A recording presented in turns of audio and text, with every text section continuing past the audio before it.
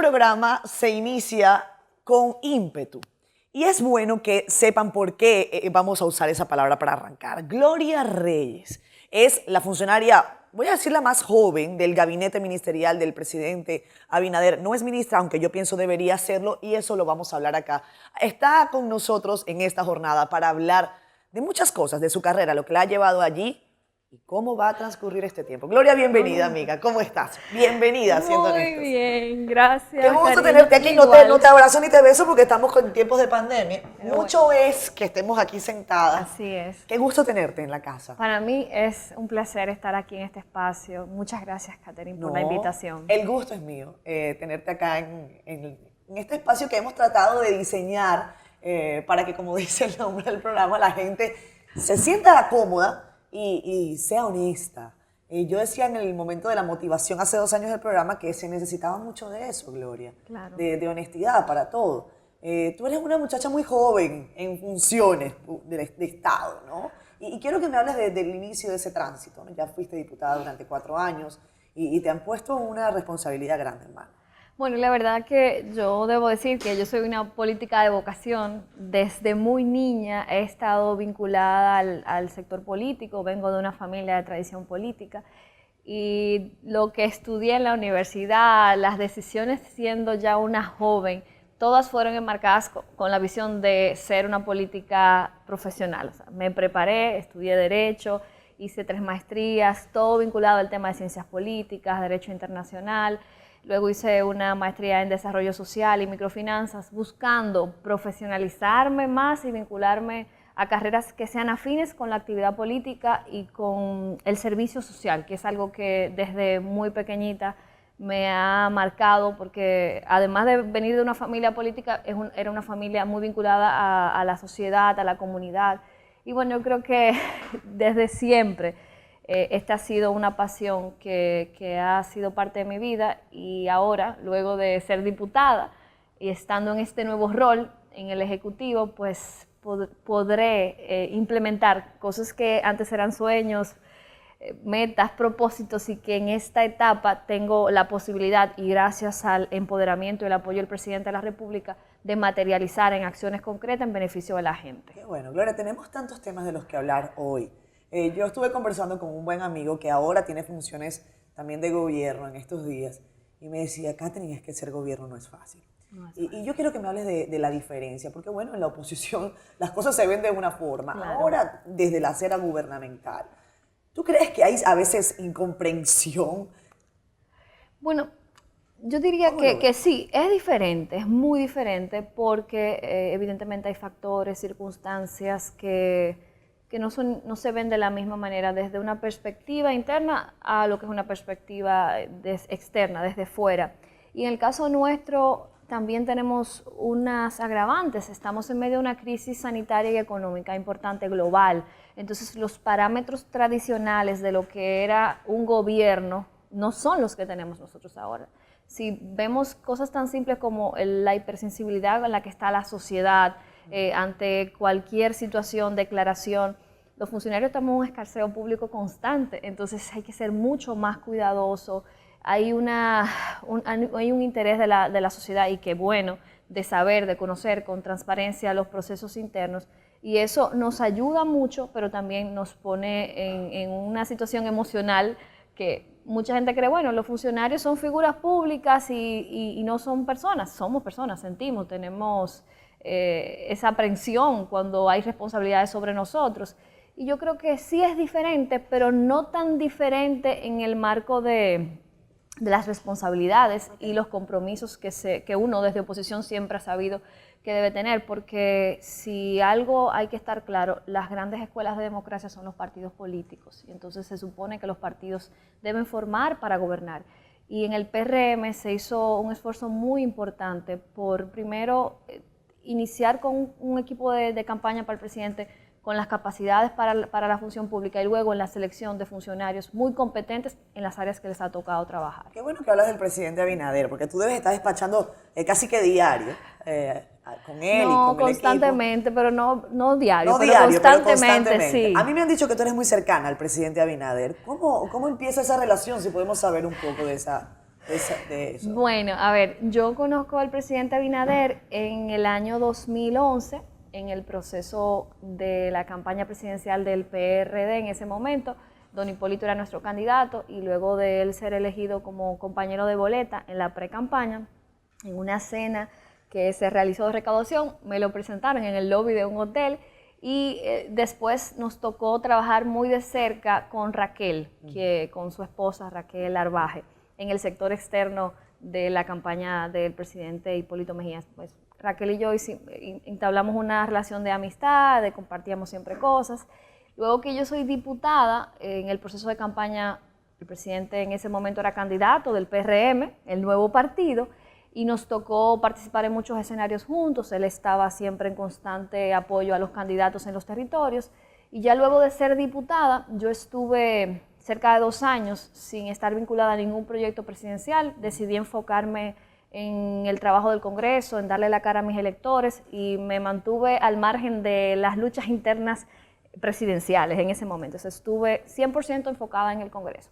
Pero cuando decido aspirar a vicepresidenta nacional del partido, hacemos un esfuerzo nacional, hacemos un recorrido por todo el país, salgo electa y en ese proceso de estar conociendo en las diferentes provincias, identifico un sentimiento mayoritario a favor de Luis Abinader y comienzo a ver en él el desarrollo de un liderazgo muy íntegro y muy comprometido con las causas del país. Luego de salir del proceso de campaña interna y ser electa a las nuevas autoridades, me acerco al presidente y le digo que quiero trabajar con él, y que la verdad que yo creía en su proyecto y que sabía que él iba a hacer un buen gobierno y que estaba a la disposición donde él entendiera que yo podía servirle. Entonces ahí comenzamos un proceso en 2018 de trabajo conjunto. Yo creo que quizás la cercanía se dio por identidad de principios, porque yo he sido siempre una persona muy comprometida y las tareas que se me asignaba pues trataba de que salieran bien y una de las tareas más importantes que me tocó fue el coordinar todo el tema de la política social en la campaña y llevar el liderazgo del proyecto de la doble, que todos conocimos y que ahora, gracias al apoyo del presidente, lo vamos a poder ejecutar con el programa Supérate en Prosoli a partir de mayo. ¿Pero la vamos a seguir llamando la doble o no? No, la doble era un nombre de campaña y era un nombre que tiene una connotación muy electoral porque era el doble de Comer es Primero. Ahora necesitamos un programa más institucional que no solo tenga un enfoque de doblar lo que existía, sino que reinvente todo lo que es este tipo de intervenciones y que desde el nombre te convoque a algo diferente, a superarte y a mejorarte. Vamos a hablar de eso ahora. Yo tengo que decir, a mí me llamó particularmente la atención cuando incluso nos vimos acá en el canal y me dijiste, Catherine, no, yo no voy a aspirar a una nueva candidatura en el Congreso. Y yo, ¿pero cómo? Gloria, porque además estuve cerca del proceso combativo que llevaste adelante junto con otras destacadas diputadas y otro grupo interesante de mujeres y de hombres que lucharon, entre otras cosas, por la supresión, prohibición del matrimonio infantil ahí en la Cámara de Diputados. Finalmente este año eso ocurrió. No eres diputada, así que no pudiste celebrar en la bancada de diputados, pero sí desde... Pero celebré mucho y de verdad agradezco también la solidaridad de mis compañeros legisladores que destacaron el trabajo que hicimos, porque fue un trabajo muy arduo, fueron muchos años, fue de los temas de los que más energía le dedicamos, que tratamos de impulsar, de sensibilizar a la población, de crear conciencia, porque este era un tema normalizado y llegaba el momento en 2017 de que la gente entendiera que era un problema que todos teníamos que unirnos para que se lograra cambiar. Y fue mucha satisfacción el ver que por la voluntad política del presidente de la República, que quizás era lo que nos faltó en ese momento, y su liderazgo logró que el Congreso tomara la decisión, porque yo sé que los legisladores estaban sensibilizados, pero quizás no priorizaban como un tema de tanta urgencia y gracias a esa motivación que el presidente convocara a todos los voceros, se hiciera un encuentro con ellos, se socializara y se le transmitiera la importancia para el gobierno y para el Estado de que esta normativa fuera cambiada y se aprobara una nueva legislación que prohibiera el matrimonio infantil, las uniones tempranas, y que además ahora para mí, Catherine, debo decir, que es un reto aún mayor, porque lo que nosotros trabajamos en el Congreso es la propuesta de formulación de políticas públicas. Ahora a mí me toca ejecutar esas políticas públicas y en Prosoli tenemos un programa piloto de prevención de matrimonios y uniones tempranas con UNICEF, con Naciones Unidas, y este año el desafío es ampliar ese piloto, que el año pasado tuvo un alcance de 3 municipios y ahora queremos que logre llegar a 20 municipios. Entonces, hay también es satisfacción y reto el que lo que presentamos como propuesta ahora podamos ejecutarlo con políticas públicas concretas que beneficien a la población. Gloria, vamos a irnos a la primera pausa acá en Siendo Honestos. Estamos hablando de temas de gobierno, de ejecución de planes, de ponerse en marcha a trabajar. Yo pienso que a veces lo que se necesita es eso, trabajo Claro, y más trabajo. claro. Y las cosas van saliendo poco a poco. En el camino hay escollos. Y yo quiero que tú me hables de los principales escollos con los que te has encontrado. Si realmente lo que encontraste era lo que tú esperabas. Si tal vez te ha sorprendido positivamente algo o si te ha sorprendido negativamente otro. Y de eso, ya regresamos acá. Enciendo.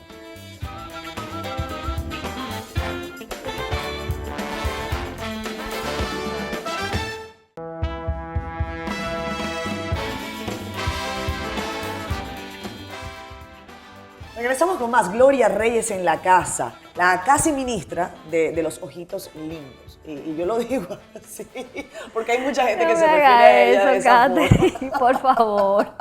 Pero ¿por qué? Tú mismo lo comentaste, los políticos son personas normales, comunes y silvestres, Claro. no son unos bichos raros. Yo a veces, bueno, no voy a poner ese ejemplo porque es feo, tú eres una dama, pero a veces yo digo, cuando usted le tiene incluso aprensión a un político, en el caso negativo, piense que tiene una familia, piense que tiene una esposa, un hijo, un padre, y por un momentico piense que quizás la crítica más dura la reciba adentro de su hogar. Así Quizás, a veces es así, a veces Casi siempre a veces es hay así. alcahuetería, pero a veces casi siempre es siempre. así. Sobre todo con los hijos más jóvenes, Exacto. que hay mucha presión por este tema de las redes. Exacto. Gloria, las redes, ay caramba, eso es otro tema del que quiero hablar contigo, pero hablemos de lo que te decía antes de la pausa. Llegaste a esta administración, progresando con solidaridad. Durante muchos años se criticó de manera, en algunos sectores del país, otros lo veían con buenos ojos, que se invirtiera tanto recurso en programas de asistencia social y que no necesariamente después esa gente pasaba, por ejemplo, al mercado laboral de manera efectiva, si eso se podía hacer en un país con tantas dificultades como la República Dominicana, o que más bien esa debía ser la justificación. En un país con tantas dificultades, ¿cómo no ayudar a la gente? Claro. ¿Cómo lo ves tú? ¿Con qué te encontraste? Mira, ¿Positivo o negativo? Lo tu primero percepción? que, con relación a tu primer análisis, la realidad es que la pandemia nos pone a identificar la relevancia e importancia que tienen las ayudas sociales, sobre todo en situaciones de crisis. Nosotros desde la campaña planteamos la necesidad del fortalecimiento institucional y definitivamente la despolitización de las ayudas, y es parte del compromiso que tenemos ahora en gobierno. ¿Pero qué significa esto? Porque, bueno, se oye muy bonito en campaña, Sí. las ayudas las politizan.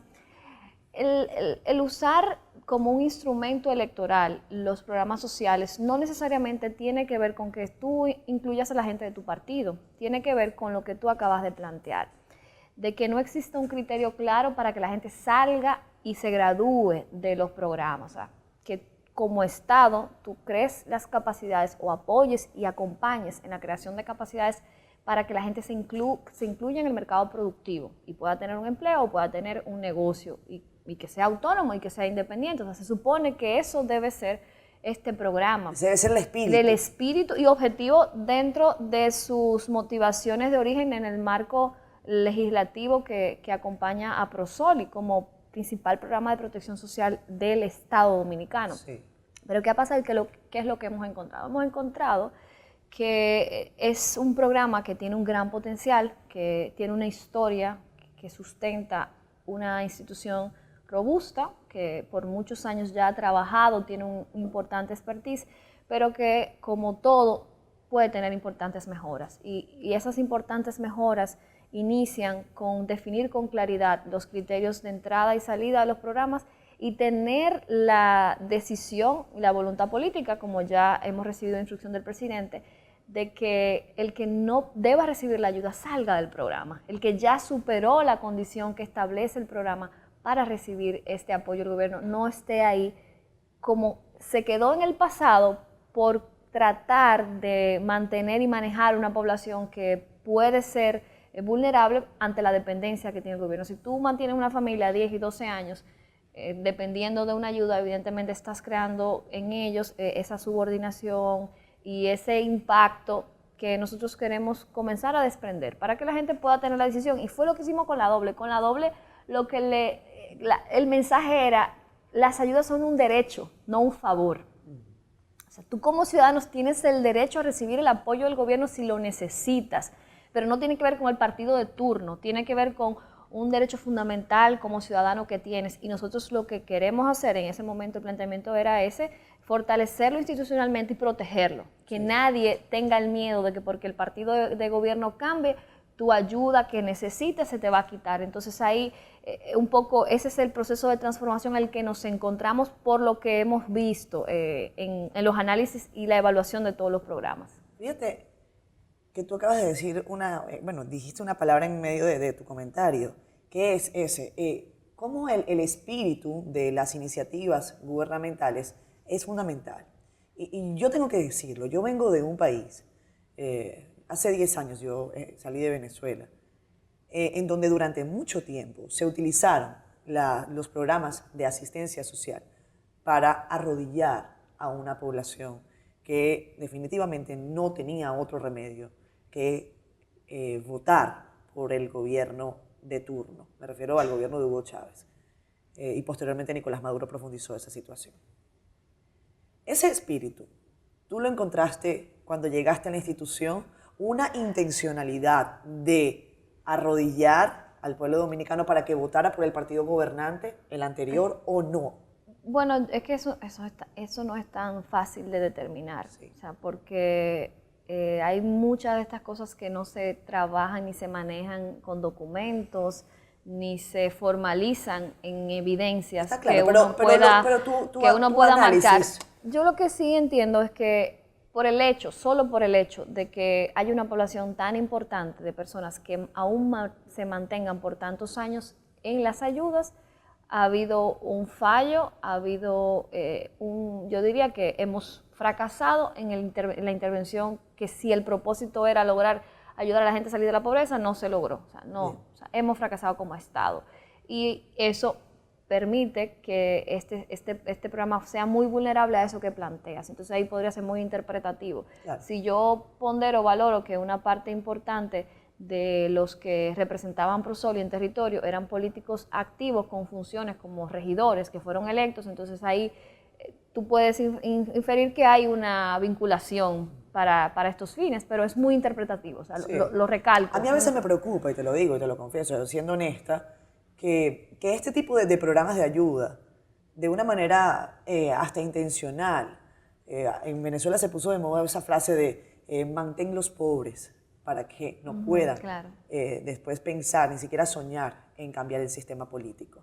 Manténlos pasando hambre para que no puedan pensar en cómo cambiar las cosas. Es una situación gravísima y que ha sido utilizada no solamente en Venezuela, sino por otros gobiernos de América Latina. Gloria, quiero también hacerte la consulta, porque, y voy a volver al tema de la Cámara. ¿Tú sentías que en la Cámara tú podías ejecutar programas como puedes hacerlo ahora? ¿En dónde tú sientes que tal vez eres más efectivo? Bueno, yo siempre me he considerado un híbrido entre lo técnico y lo político. Y son miradas diferentes. Y todas tienen una importancia y un rol muy específico.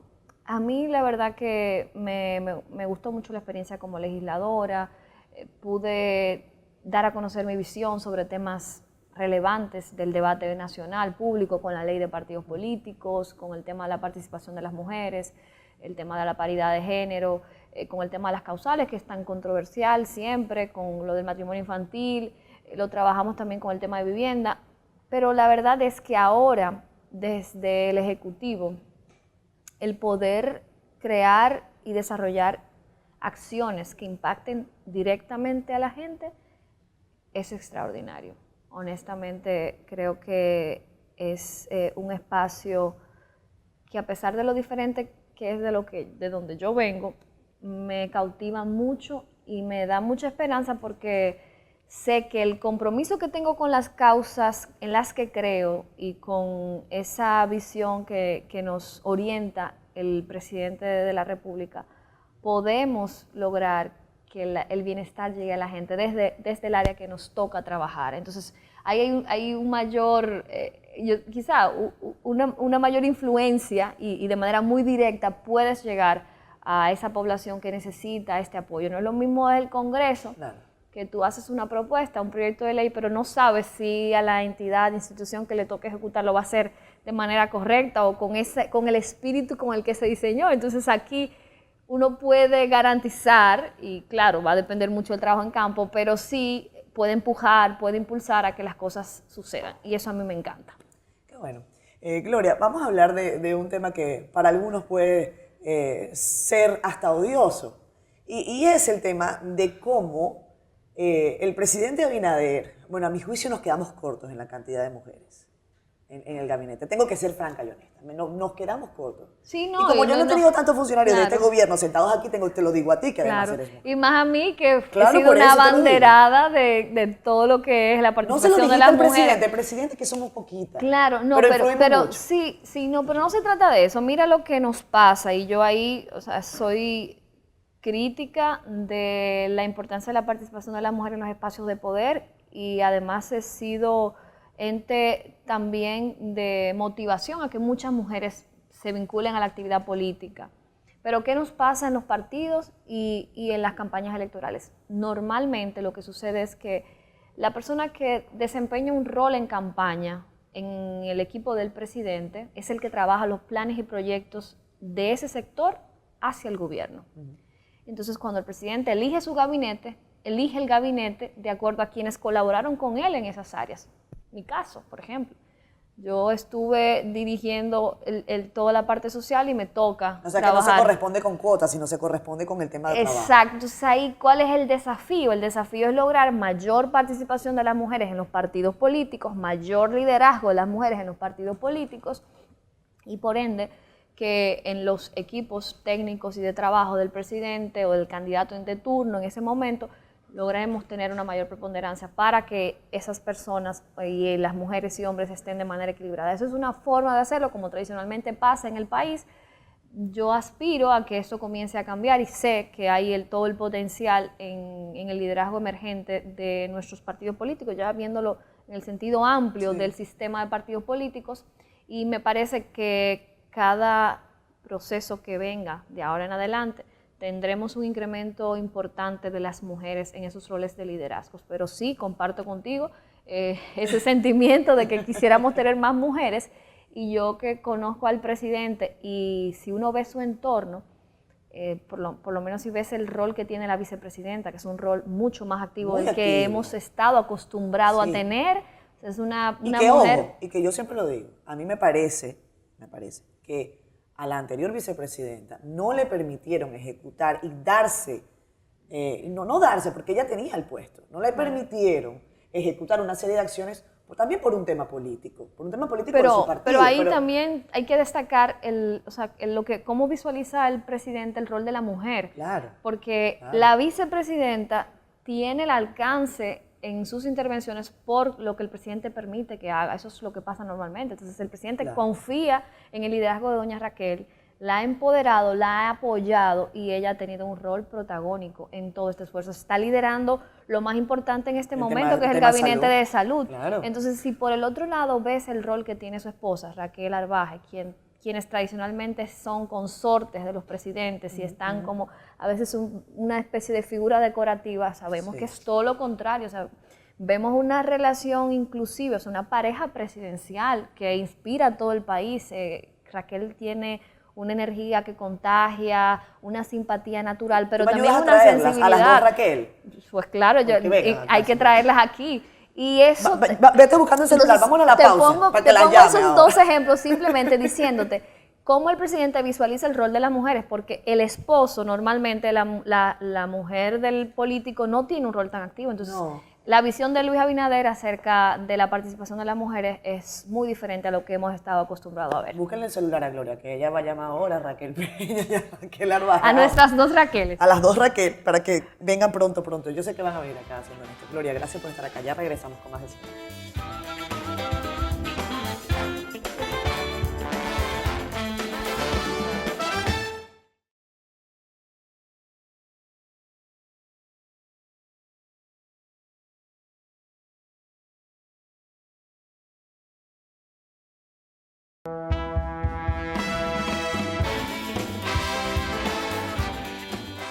Regresamos con más. Gloria, Gloria, relájate, que estamos aquí para hablar siendo honestos y a mí me encanta porque tenemos una relación cercana desde hace mucho tiempo. Eres una vocera del partido. Siempre ha sido vocera del partido. Gloria es de las que no se niega a levantarle el teléfono a nadie. Eso yo te lo agradezco y espero que lo mantengas.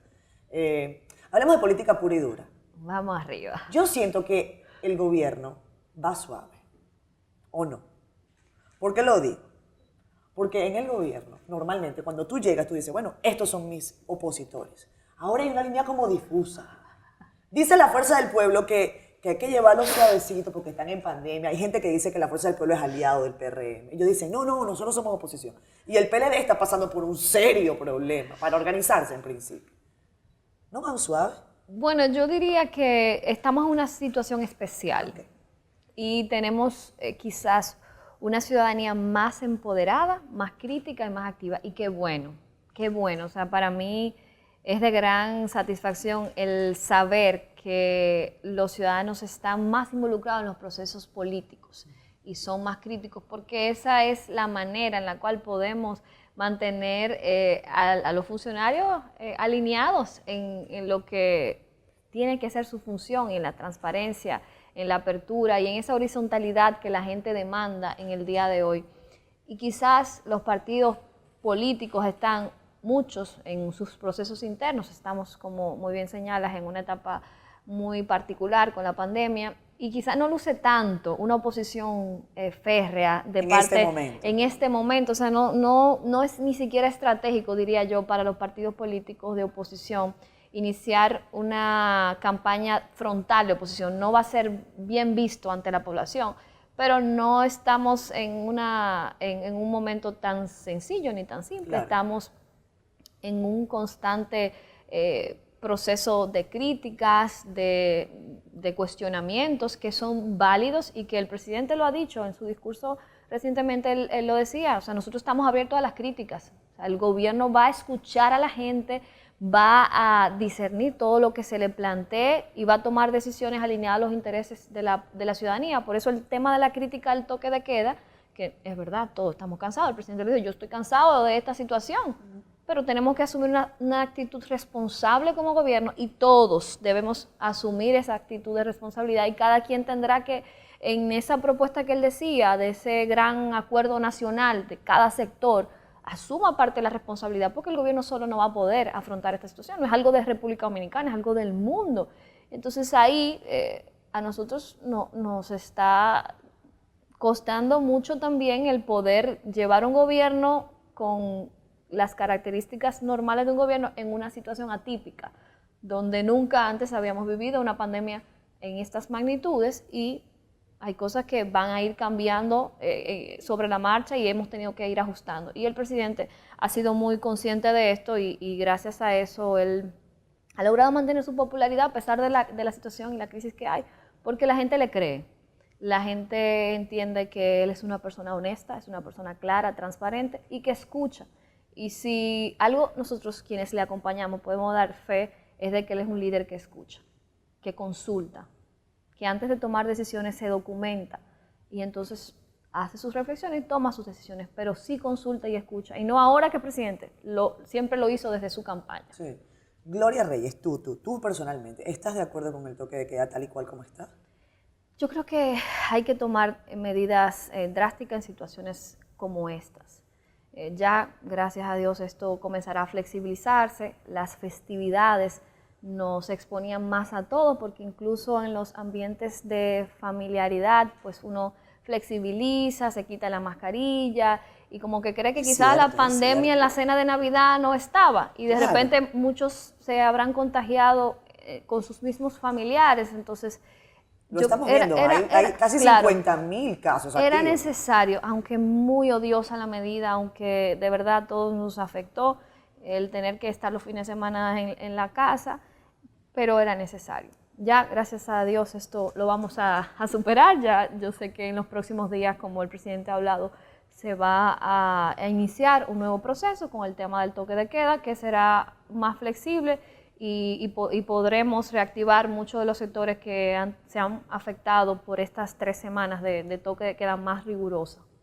¿Tú has sentido que en el gobierno en algún momento se ha dudado de la decisión que hay que tomar? Esto no necesariamente tiene que verse como algo negativo, sino que tú digas, oye, el gobierno está dudando, hay duda en la decisión que tenemos que tomar. No, a mí me parece que nosotros contamos con buenos equipos técnicos y de asesores, y las decisiones, evidentemente, todo se discute. Cuando planteamos lo del desmonte de Quédate en Casa, por ejemplo, que el Quédate en Casa concluye en diciembre, y bueno, se había decidido que ya no estaba en presupuesto, pero hicimos una mesa de trabajo con varias instituciones, Prosoli, el SIUBEN, estaba MEPIT, luego Presupuesto y Hacienda, y discutimos las diferentes opciones. Duramos cerca de 2 meses viendo las alternativas, y entonces luego encontramos una solución y se le presentó al presidente, el presidente estuvo de acuerdo y anunció a inicio de año que Quédate en Casa se extendía por 4 meses mediante una nueva modalidad y un proceso de desmonte. Entonces, lo que sí, claro, hay situaciones, circunstancias que se van dando y que te deben hacer el llamado a la reflexión y a la evaluación. Y por eso yo lo insisto, eso es un periodo especial. Estas son condiciones que no habíamos vivido antes y que nos tocará ir ajustando en el camino muchas de las decisiones que el gobierno asuma, pero no porque tenga dudas, sino porque las circunstancias cambian. Claro. En octubre la pandemia tenía una situación muy diferente a la de diciembre, entonces hubo que presentar nuevas alternativas para contrarrestar los efectos de esta situación. Quizás la gente no lo sabe, pero Progresando con Solidaridad y el SIUBEN son instituciones con mucho dato, con mucha estadística, con mucho tecnicismo y muchos equipos de trabajo sacando numeritos acá, haciendo levantamientos haciendo cruces de data, haciendo cruces y sabiendo si la gente está mintiendo o no, si la gente necesita más. Pero hablemos de testimonio. Gloria, tú has contactado a viva voz, en carne propia, con la gente. ¿Qué te refiere la gente? ¿Qué es lo que tú puedes decirnos de esta nueva etapa? La verdad que ese es parte también de lo extraordinario de esta experiencia que a mí me ha tocado, es el contacto con la gente. Yo en los primeros meses me decidí a hacer un recorrido nacional y visitamos 29 provincias todos los fines de semana, en contacto directo con la gente, escuchando las problemáticas, conociendo los equipos de trabajo, pero también la gente, con los agricultores que están en nuestros programas de agricultura familiar, con los artesanos que están en la División de Comercio Solidario. Y la realidad es que estos programas representan un auxilio y una esperanza para mucha gente en este país.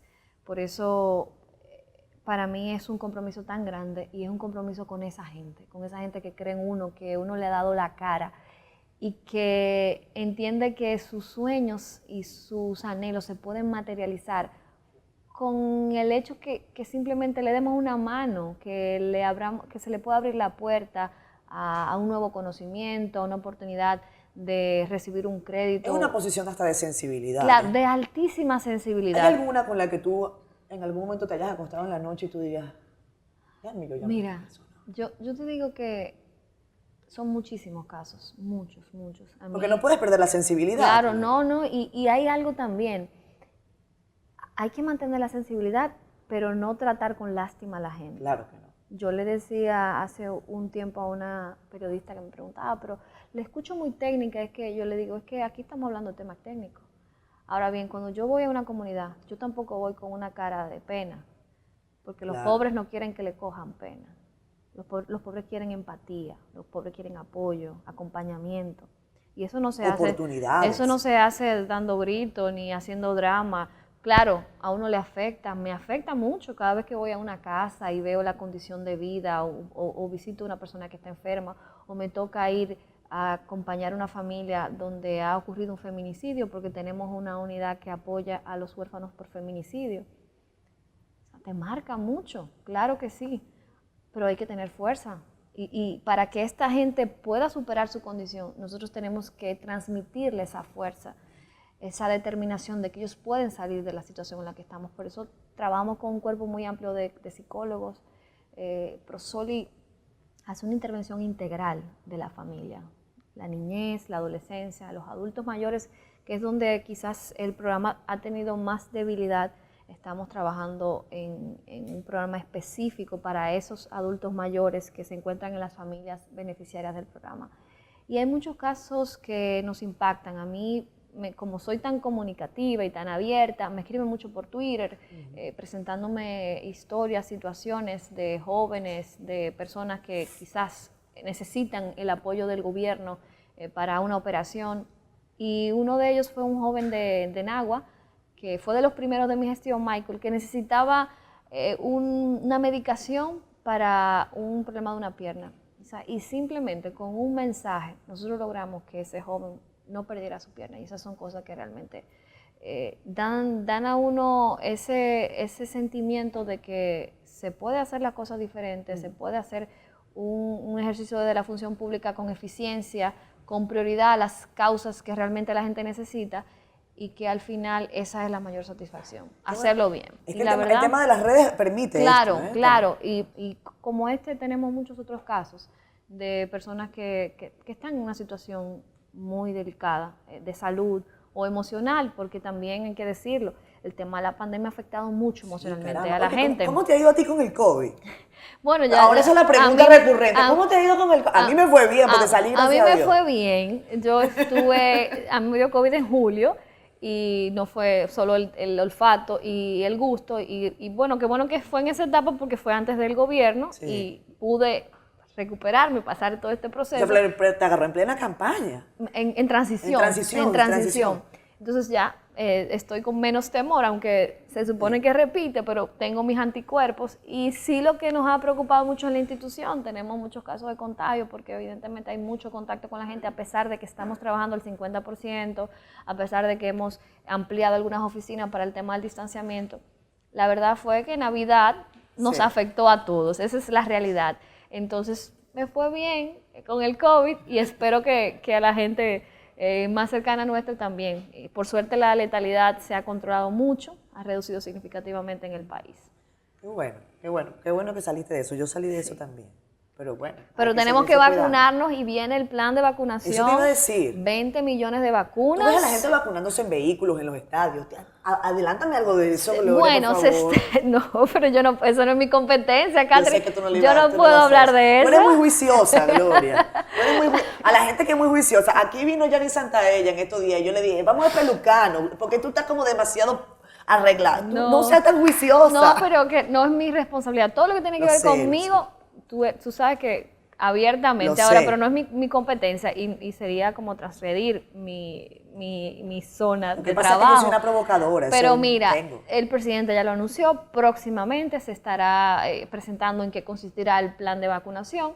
Estamos hablando de 20 millones de vacunas. Vimos como ayer el Congreso, claro, el Congreso esta semana modificó la ley de compras y contrataciones para la adquisición de estas vacunas de Pfizer, que son 8 millones de las de Pfizer.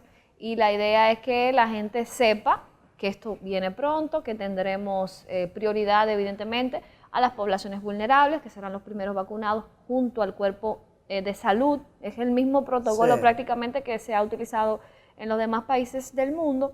Pero hay que organizarse. Claro, y lo que queremos es motivar a la gente a que no tenga miedo y se vacune. Ajá. Eso es lo más importante. El presidente dice que tienes que convencer a su mamá. ¿Tú a quién tienes que convencer?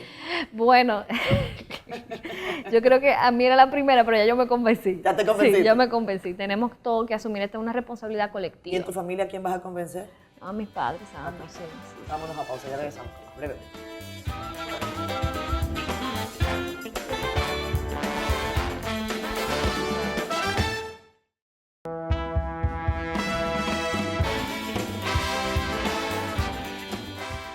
Regresamos con más Siendo Honesta. Yo he disfrutado esta entrevista porque es una joven profesional de la política. Yo estoy de acuerdo contigo, los partidos son los bastiones de la democracia.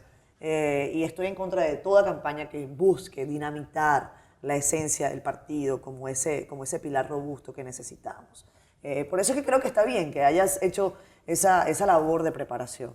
Gloria, ¿tú no te has casado? Sí, yo estoy casada. ¿Tú estás casada? Sí. Pero no tengo hijos. Y dime qué piensa tu esposo de este nuevo rol. Bueno, yo conocí a mi esposo en la juventud del partido. Yo lo conocí en el partido, o sea que coincidimos en nuestros intereses. Hay mucha identidad en lo que hacemos. y es mi gran aliado. Somos un extraordinario equipo, hemos trabajado muchos años juntos, desde antes de ser novios trabajamos juntos en la juventud del partido, nos enamoramos en la campaña, luego yo me fui a Madrid, regresé, nos casamos y ya ¿Cuánto tiempo tenemos estuviste en Madrid? un año. O sea, te esperó un año. Me esperó un año. Es un Regresé, hombre, mira, paciente. claro, regresé y a los 2 meses nos casamos. Yo le pedí matrimonio como toda líder, claro que sí. Muy bien. Y bueno, y al mes de casarnos inicié mi proceso de candidatura a diputada. Ok. Entonces ya justo en diciembre cumplimos 6 años de Mira. casados. Y la verdad que una gran pareja con mucho compromiso en nuestros intereses, que es la política. Y ahora él en campaña fue quien dirigió la parte de eventos de la campaña del presidente. Mira, Y está trabajando muy fuerte también en favor del gobierno. estás contenta con Sí, con muy tu- bien, muy Qué bien, bueno, muy qué contenta. bueno. Me alegro mucho. Tu esposo sabe que tú vas por más. Sí, claro. Y él es mi principal apoyador. Somos un equipo. Qué bueno. Tú vas por más. Claro que sí, Yo sé que sí. claro que sí. Yo sé que sí. Has Pero trabajado a para su eso. tiempo, Estoy de acuerdo. a su tiempo. Metas grandes, sueños en grande, pero con pies de plomos. No tengo prisa. Y tienes Mi mucho tiempo. carrera es a largo plazo. Yo cuando decidí no ir como diputada, para mucha gente era una locura. Yo te comento, no una locura, pero me pareció Pero extraño. para el político, que lo normal es tú estar 2 periodos, 3 periodos, yo siendo tan joven, llegué al Congreso con 29 años, y para mucha gente dice, pero Gloria, tú todavía eres muy joven. Yo de verdad no tengo prisa, no tengo premura, yo quiero acompañar al presidente, apoyarlo en su gestión y ser un instrumento para las buenas acciones desde el Ejecutivo. No tengo en esta etapa una aspiración local, no lo visualizo dentro de mis prioridades ahora para este periodo 24. Sí quiero ayudar a mi partido, sí tengo el interés de fortalecerme en nuestra organización política. Me gustaría que nosotros mejoremos muchas de las cosas que yo sé que la nueva política demanda dentro del PRM para poder garantizar que haya mucho liderazgo que pueda dirigir el país con la visión que tiene nuestra organización. Mujeres que te inspiren. Bueno, a mí definitivamente uno de mis referentes políticos es doña Milagros Ortiz Bosch. Yo junto a doña Milagros y a doña Ibelice Prats de Pérez, que en paz descanse, aprendí grandemente lo que es el compromiso social y la justicia social, sobre todo ese concepto de justicia social que marca la socialdemocracia.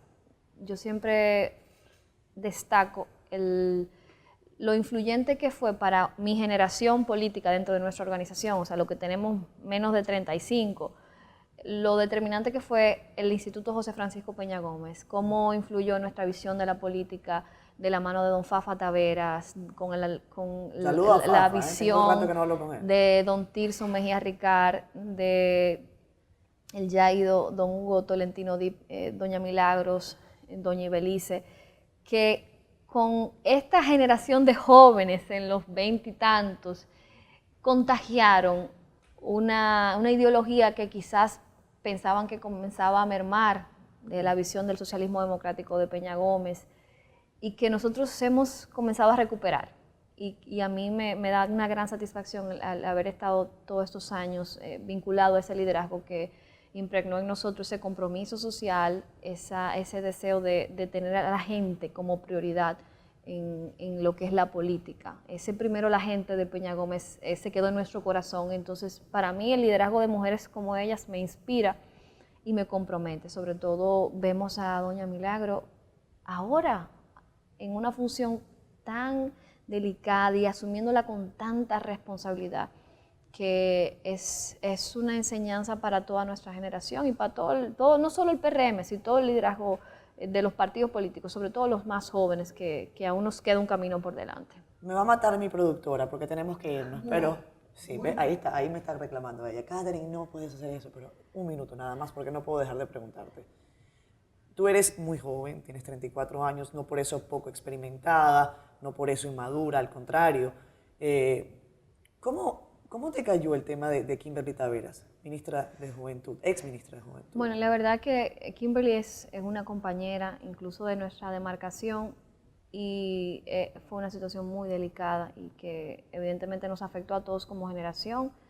porque su trayectoria, su trabajo, su compromiso comunitario ha sido evidente por muchos años. Entonces es una situación que nadie quisiera verse involucrada y yo espero que ella pueda superar esta situación. ¿Has hablado con Sí. ella recientemente? Ella ha estado un poco apartada de los temas de gobierno y político por la misma situación en la que se encuentra, pero sí hemos estado en contacto con sus familiares, amigos cercanos y su entorno, y ella está llevando bien su proceso. Bien, muchísimas gracias, Gloria. A ti. Tantas cosas de que hablar con Gloria Reyes. La han visto ustedes. Gracias por estar acá. Gracias a ti. Un abrazo a la distancia. Un abrazo de puñito. Aunque ya nos dio COVID a las dos. Ven y dame un abrazo, chica. Ven para acá, por favor. Porque imagínate, esta pandemia tiene eso. Ya te dio. Ok, estamos Ya, listos. nos Gracias. vemos. Estás lindísima, además. Gracias, muchas mucho gracias. éxito. Tienes Gracias mucho a ti. trabajo y un gran reto. Mucho por delante y esperamos contar con ese apoyo de ustedes siempre, empujando las buenas acciones. Haremos lo que nos toca. Criticar lo que haya que criticar de manera objetiva, responsable y respetuosa y apoyar lo que haya que apoyar. Gracias. Muy bien. Bye bye, hasta el próximo domingo. Cuídense.